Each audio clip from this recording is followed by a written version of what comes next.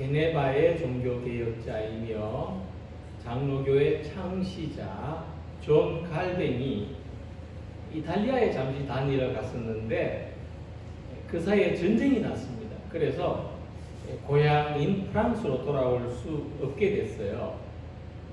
그자 칼뱅은 스위스를 거쳐서 들어가려고 제네바에서 하룻밤을 머물게 됐습니다. 근데 마침 그때 이 제네바에서 구이용 파렐이라고 하는 종교개혁 지도자가 이 청년 칼뱅을 찾아왔습니다.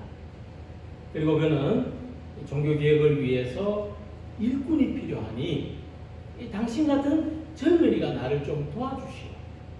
우리를 좀 도와주시오. 그랬습니다. 하지만 칼뱅은 고개를 가로젓습니다.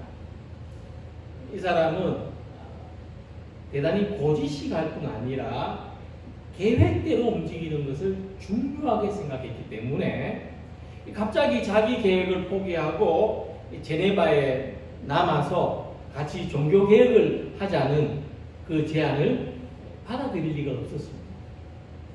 나는 여기 있을 수가 없습니다. 나는 프랑스로 가야 됩니다. 하고 말했지만 구이용 파렐은 다시 칼뱅을 설득했습니다. 칼뱅은 또 거절했습니다. 두 사람 사이에 설득하고 거절하고 설득하고 거절하고 릴레이처럼 이어졌습니다. 그러니까 참다 못한 파렐이 화를 내면서 말합니다. 내가 보기에 당신이 여기에 잠깐 들린 것은 하나님의 뜻이요. 장차 이것은 당신이 여기서 하나님의 일을 하라고 하는 것이 분명한데 당신이 만약 그냥 간다고 하면 하나님이 당신을 저주할 것입니다. 그리고 자리에서 일어나서 돌아갔습니다. 파렐이 돌아간 후에 칼뱅은 밤새도록 잠을 이루지 못했어요. 파렐이 한 말에 속이 상해서가 아니고 정말 하나님의 뜻이 뭘까? 하나님은 내가 여기 살아서 내가 여기에 남아서 나를 필요로 하는 사람들과 함께 일하는 것이 하나님의 뜻인가? 아니면 내가 처음부터 가진 계획대로 나의 계획을 따르는 것이 하나님의 뜻인가?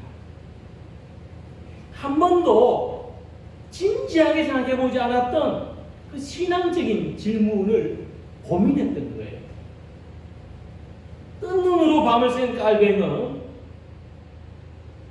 어떤 결정을 내렸을까요?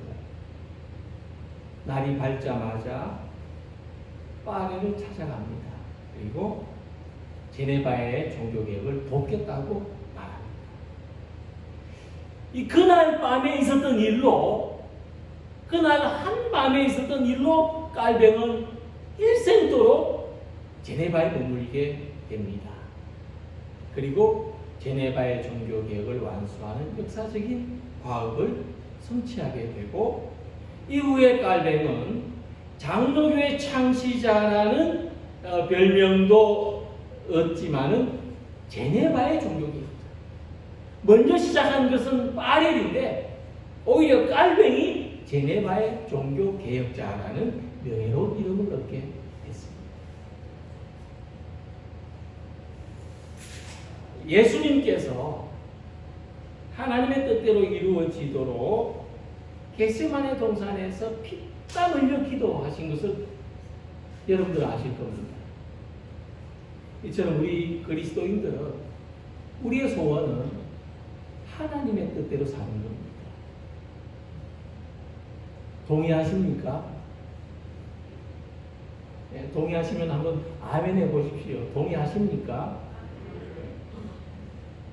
우리 소원은 하나님의 뜻대로 사는 겁니다. 예수님께서 고난의 승전을 받지 않는 것이 내가 원하는 뜻이지만 내 뜻대로 되는 것이 아니라 하나님 아버지 뜻대로 되기를 기도하셨습니다. 이 말씀에서 생각해 볼 때 내 뜻은 뭡니까? 내 뜻은 선택적인 겁니다. 아닙니다. 내 뜻은 오늘 당장 아침에 서울에 갈 수도 있고 마음을 바꿔서 부산에 갈 수도 있는 게 내 뜻입니다. 그러나 하나님의 뜻은 한 가지밖에 없습니다. 하나님의 뜻은 고유한 뜻이고 그렇게 하지 않으면 안 되는 필연적인 것이라는 사실입니다. 그래서 예수님의 일생을 하나님의 뜻대로 사셨습니다. 예수님은 그렇게 하지 않으면 안 되는 삶을 사신 거예요. 12살이 되던 때에 가족들과 유월절을 맞아서 예루살렘에 올라갔을 때 예수님은 홀로 남았습니다.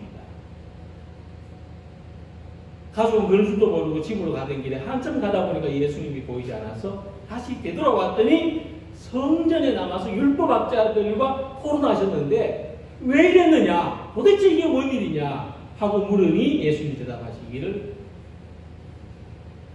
이것이 아버지의 뜻입니다.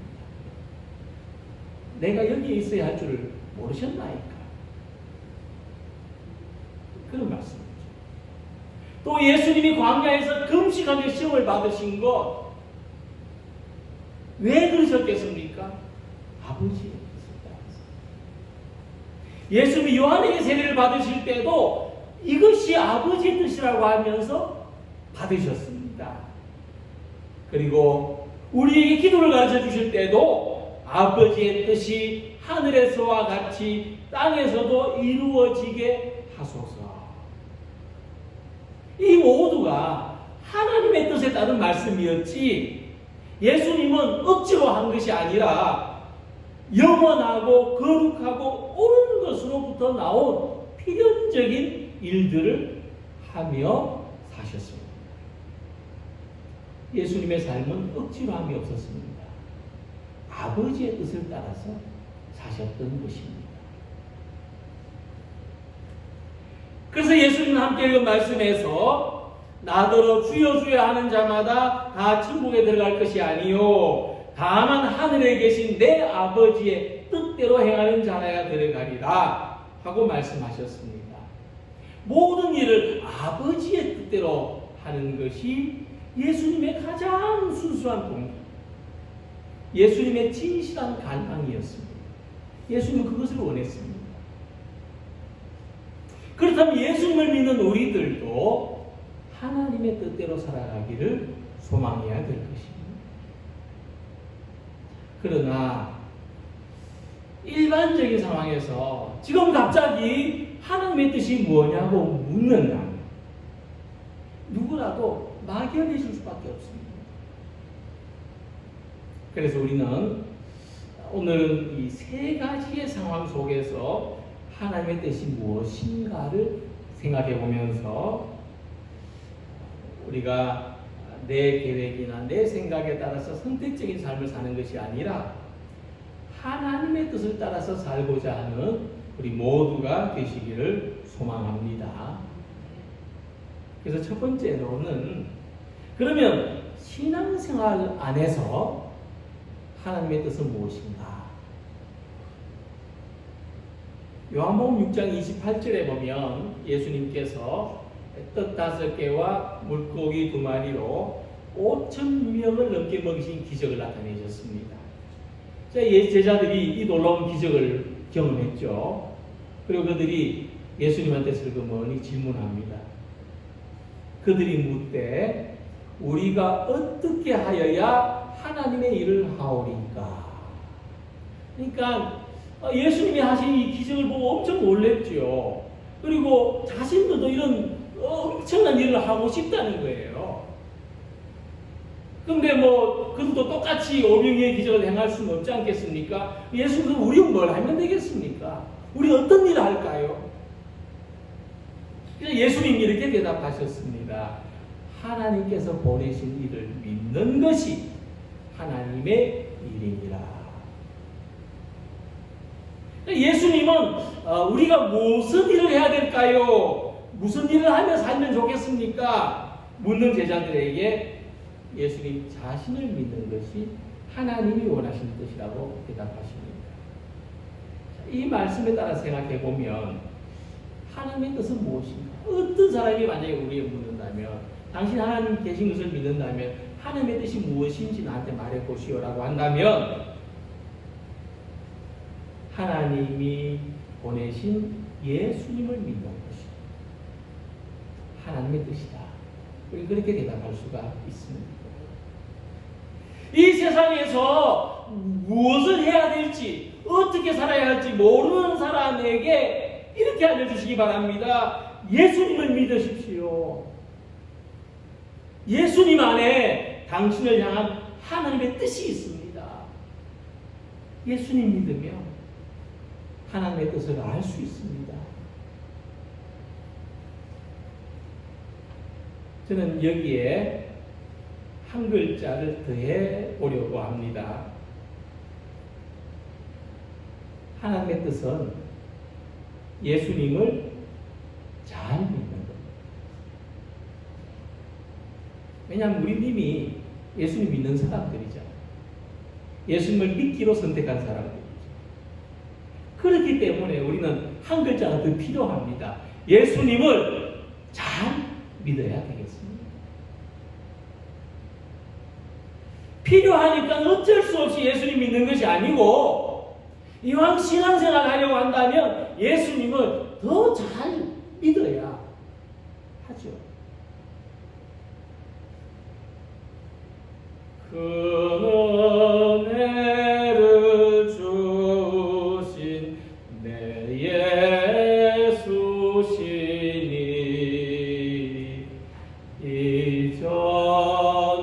이전보다 더욱 사랑합니다.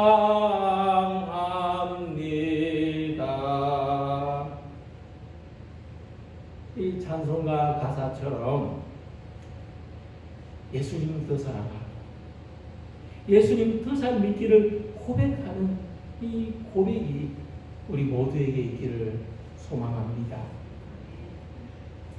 예수님, 우리가 어떻게 하면 그분을 더 잘 믿는 사람이 될 수 있는지 이렇게 말씀하셨습니다.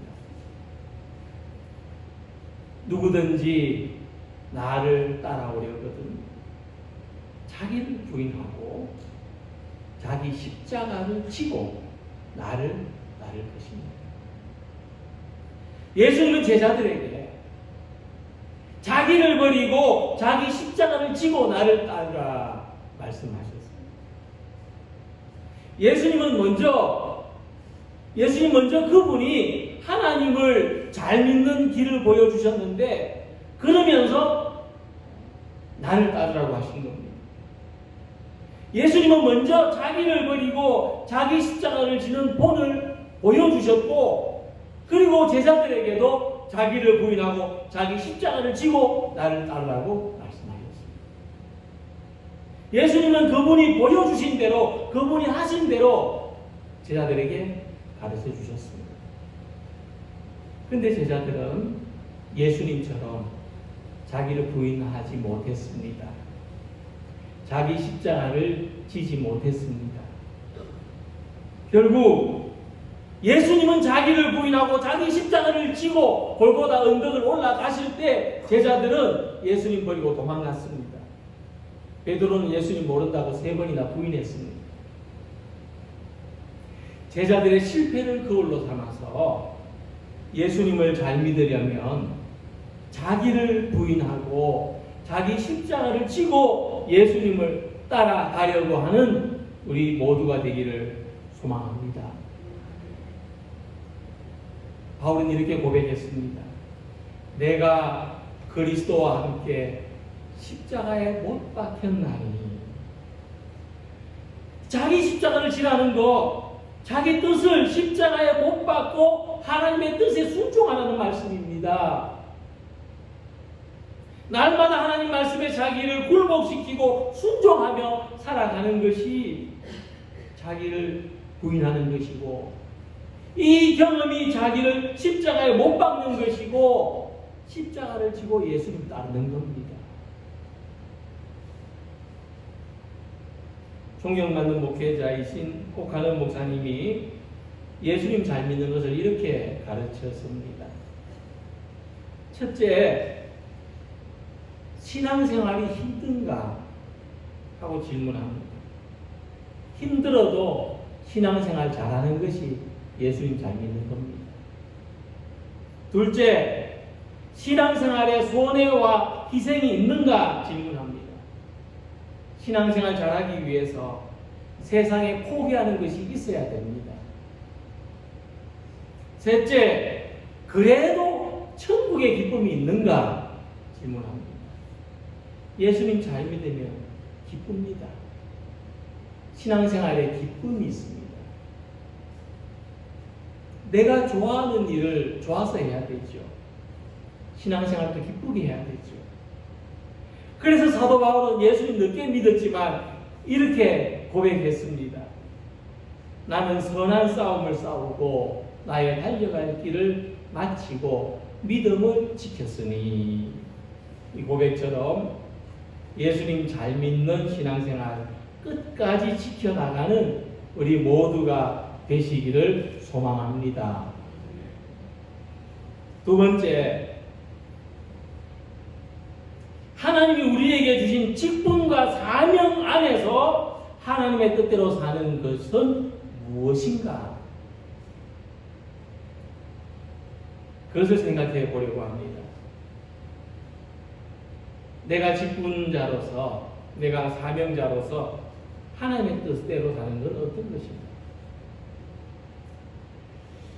예수님 사마리아에 있는 야곱의 우물가에서 한 여인을 만나셨습니다.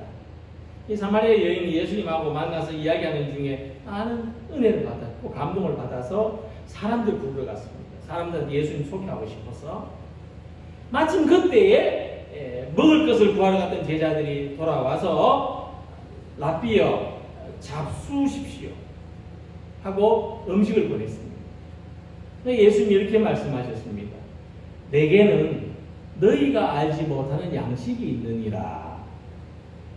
제자들이 이 말씀의 의미를 몰라서 서로 의아해하면서 누가 잡수실 것을 갖다 드렸나? 뭐 동네 사람이 예수님한테 먹을 걸 드렸나? 이랬다는 거예요. 하지만 예수님의 양식은 입에 들어가는 음식이 아니었습니다. 예수님이 이렇게 말씀하십니다. 나의 양식은 나를 보내신 이의 뜻을 행하며 그의 일을 온전히 이루는 이것입니다. 다르게 말하면 나는 안 먹어도 배부르다 이 말씀입니다. 여러분, 직분자로서 사명을 가진 사람으로서 안 먹어도 배부른 경험을 꼭 하시기 바랍니다. 내가 안 가져가도 다 양보해도 만족한 경험 꼭 있으시길 바랍니다. 이 예수님 고백입니다. 안 먹어도 배부르다. 내가 안 가져가도 괜찮다.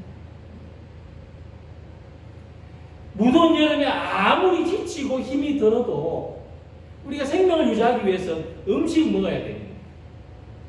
반찬이 없으면 냉수에 밥을 말아서 맛있더라도 먹어야 일하고 먹어야 살지 않습니까? 이처럼 예수님은 하나님의 일하는 거예요. 하나님이 맡기신 직분과 사명을 이루는 것이 영혼의 양식이고 영적으로 사는 길이라고 말씀하십니다. 설교자는 말씀을 전하면서 살아갈 힘을 얻고 집사님들은 교회에 필요한 일을 하면서 힘을 얻고 권사님들은 성도들을 보살피고 기도하면서 힘을 얻고 장로님들은 교회를 잘 이끌어갈 때 삶에 힘을 얻고 우리의 직분과 사명 안에서 주신 하나님의 뜻이 있는데 이 뜻을 행하는 것이 우리 영혼에 힘을 얻고 영적으로 활기 있게 살아가는 길이라 말씀입니다. 그래서 직분과 사명을 가진 사람들에게는 필연적으로 해야 되는 일이 있습니다. 공적인 예배에 참석하고 새벽에 기도 생활하는 것 필연적인 일. 직분자들은 자기를 위해서도 자기 가정을 위해서도 오래도록 기도하지만 교회를 위해서도 성도들을 위해서도 기도해야 됩니다. 교회 일에 봉사하고 헌신하는 것이 필연적인 것입니까? 교회를 섬기라고 직분을 주셨기 때문입니다. 성도들을 돌아보고 섬기는 것이 필연적입니다. 교회는 성도들이 모여서 이루는 그리스도의 몸이기 때문입니다. 전도를 하고 복음을 전하는 것은 반드시 해야 되는 일입니다. 교회가 존재하는 목적이기 때문입니다. 그러므로 예수님은 하나님의 뜻대로 일하는 것을 밥을 먹는 것처럼 선택이 아니라 필연적으로 살아가신 겁니다. 우리들도 주신 직분과 사명에 따라서 하나님의 뜻대로 살아가는 것이 필연적이라는 말씀입니다. 뗄래야 뗄 수 없는 운명입니다. 삶입니다. 그래서 예수님은 그분이 이 땅에 보내심을 받은 것처럼 우리들도 보낸다고 말씀하셨습니다. 아버지께서 나를 보내신 것 같이 나도 너희를 보낸다. 자, 우리는 하나님의 뜻을 이루기 위해서 교회로 보냄을 받은 사람들이고 또 이 교회에서 세상으로 보냄을 받는 사람들입니다. 우리는 교인으로 보냄을 받았습니다. 집사로 보냄을 받았습니다. 권사와 장로로 목사로 보냄을 받았습니다. 보내심을 받았다면 맡은 일이 있을 것입니다. 예배하는 일로, 섬기는 일로, 봉사하는 일로, 가르치는 일로 보냄을 받은 것입니다. 그래서 예수님 말씀하시기를 누구든지 하나님의 뜻대로 행하는 자가 내 형제요 자매요 어머니니라. 예수님이 부르신 사람, 하나님의 일을 위하여 교회와 세상으로 보내심을 받는 사람, 하나님의 뜻을 행하며 살아가는 사람이 예수님 제자요 하나님 가족입니다. 오늘 예수님께서 우리에게 맡기신 일, 내게 맡기신 일을 행하는 것이 하나님의 뜻이요 직분과 사명을 주신 뜻이고 보내신 뜻입니다. 이것을 선택적으로 하는 것이 아니라 반드시 필연적으로 행하는 우리 모두가 되시기를 소망합니다. 그리고 세 번째는 사람들과의 관계 속에서 하나님의 뜻대로 살아가는 겁니다. 예수님 제자들과 많은 이야기를 하셨는데 특별히 제자들과의 관계 속에서 예수님이 어떻게 하나님의 뜻대로 살아가셨는지를 이렇게 말씀하십니다. 아버지께서 나를 사랑하신 것 같이 나도 너희를 사랑하였다. 예수님 제자들을 사랑하셨습니다. 사랑한다고 말씀하셨고 또 다른 복음에서 보면 끝까지 사랑하셨다. 그렇게 말씀했습니다. 예수님 제자들에 대한 사랑을 포기하지 않으셨습니다. 그들이 부인하고 배신해도 예수님은 그 사랑을 끝까지 가지고 가셨습니다. 나의 사랑 안에 거하라. 내가 아버지의 계명을 지켜 그의 사랑 안에 거하는 것 같이 너희도 내 계명을 지키면 내 사랑 안에 거하리라. 예수님이 주신 계명, 사람들과의 모든 관계 속에서 하나님의 뜻은 다른 사람을 사랑하는 것입니다. 그래서 말씀하십니다. 새 계명을 너희에게 주노니 서로 사랑하라. 내가 너희를 사랑한 것 같이 너희도 서로 사랑하라. 이 살아가면서 이 사랑이라고 하는 고리가 꼭 필요합니다. 뭐 고리가 있어야 뭘 걸든지 뭘 연결하든지 하지 않습니까? 우리 그리스도인들에게는 사랑이 고리입니다. 이 사랑은 예수님과 하나님을 이어줍니다. 그리고 이 사랑은 예수님과 예수님의 초기 제자들, 사도들을 이어줍니다. 그리고 이 사랑은 사도들과 오늘 여기 있는 우리들을 이어줍니다. 그리고 이 사랑은 우리들끼리 연결되게 하고 또 우리들과 다른 사람을 이어주는 겁니다. 고리입니다. 사랑은 고리입니다. 예수님의 사랑에 연결된 우리들이 이 사랑으로 다른 사람들을 연결하는 것이 우리를 향하신 하나님의 뜻입니다.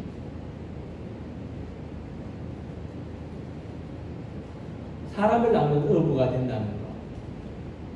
우리가 물고기를 잡을 때 낚시 바늘로 잡지만은, 그런데 고리로 바꿔서 생각하면 가장 이해가 쉽습니다. 사람 낳는 어부가 되는 건 뭐냐 하면 다른 사람하고 고리를 딱 걸어서 연결되는 거예요. 근데 이 고리는 뭡니까? 사랑. 누구든지 누구하고든지 사랑으로 고리를 만드는 것이, 연결되는 것이 사람을 낳는 어부가 되는 겁니다. 예수는 우리가 이 사랑의 연결고리로 살아갈 수 있도록 기도하셨습니다. 이 일에 예수님의 기도가 필요합니다. 이 일에 예수님의 도움이 필요합니다. 왜냐하면 사랑으로 다른 사람들을 연결하는 것은 우리의 의지나 우리 능력으로 되는 게 아니기 때문입니다. 우리 스스로 힘으로 할 수 없는 것입니다. 이것을 하나님의 사랑 안에서 이루어 주시는 것입니다. 예수님은 이 사명을 위하여 사셨고 자기 뜻을 버리고 아버지의 뜻대로 십자가를 지시기까지 이 사명을 이루셨습니다. 사랑의 고리를 우리에게 던져주셨습니다. 그리고 우리에게 이 사명을 맡겨주신 겁니다. 예수님의 사랑으로 우리를 연결하셨는데 이 사랑으로부터 우리를 끊을 것은 아무것도 없다. 죽음도 끊을 수 없다고 사도 바울은 말했습니다.